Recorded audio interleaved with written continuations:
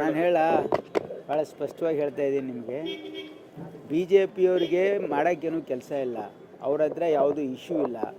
ಈಗ ಈ ಒಂದು ಮೂಢ ವಿಷಯದಲ್ಲಿ ಏನು ಪಾದಯಾತ್ರೆ ಮಾಡ್ತಾ ಇದ್ದಾರಲ್ಲ ಅವರು, ಈಗ ಮಾನ್ಯ ಮುಖ್ಯಮಂತ್ರಿಗಳು ಈಗ ಭಾಳ ಕ್ಲಿಯರಾಗಿ ಸ್ಪಷ್ಟಪಡಿಸಿದ್ದಾರೆ. ಏನಂತಂದರೆ ಅವರಿಗೆ ಅಲ್ಟರ್ನೇಟಿವ್ ಸೈಟ್ ಕೊಡಲಾಗಿದೆ. ಇದರಲ್ಲಿ ಏನು ಅಕ್ರಮ ಆಗಿದೆ ಅಂತ ಬಿ ಜೆ ಪಿಯು ತೋರಿಸ್ಬೇಕು ತಾನೆ.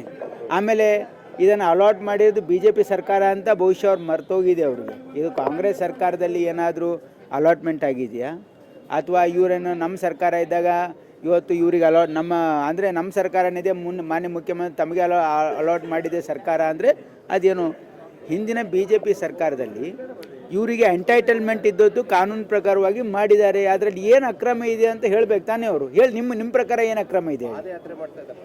ಅದಕ್ಕೆ ಅವ್ರಿಗೆ ಏನಾಗಿದೆ, 5 ವರ್ಷ ಅಧಿಕಾರದಲ್ಲಿದ್ದಾಗ ಭಾಳ ಒಂದು 40% ಲೂಟಿ ಹೊಡೆದು ಎಲ್ಲ ಏನು ಮನೆಗೆ ಆರಾಮಾಗಿದ್ದು ಅಭ್ಯಾಸ ಆಗಿದೆ.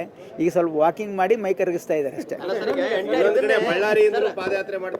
ನೋಡಿ, ಬಳ್ಳಾರಿಯಿಂದನೂ ಮಾಡಲಿ. ನೋಡಿ, ನಮ್ಮ ಪಾದಯಾತ್ರೆಗೆ ಅವ್ರು ಮ್ಯಾಚ್ ಮಾಡೋಕ್ಕಾಗಲ್ಲ.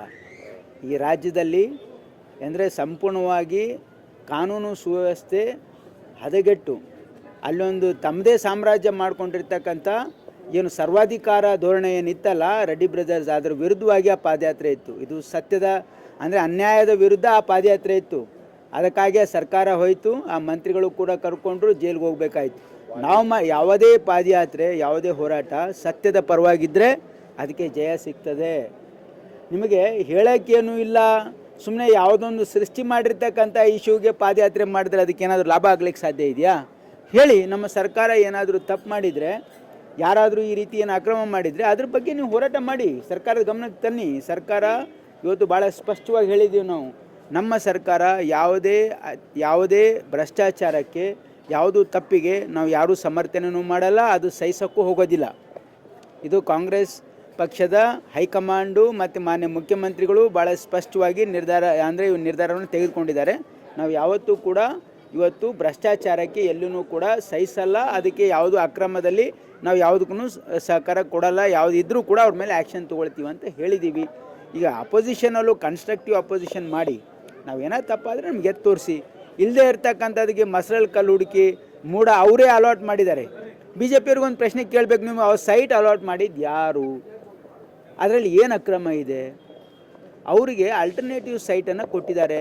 ಭಾಳ ಸ್ಪಷ್ಟವಾಗಿ ಮಾನ್ಯ ಮುಖ್ಯಮಂತ್ರಿಗಳು ಖುದ್ದಾಗಿ ವಿವರಣೆ ಕೊಟ್ಟಿದ್ದಾರೆ.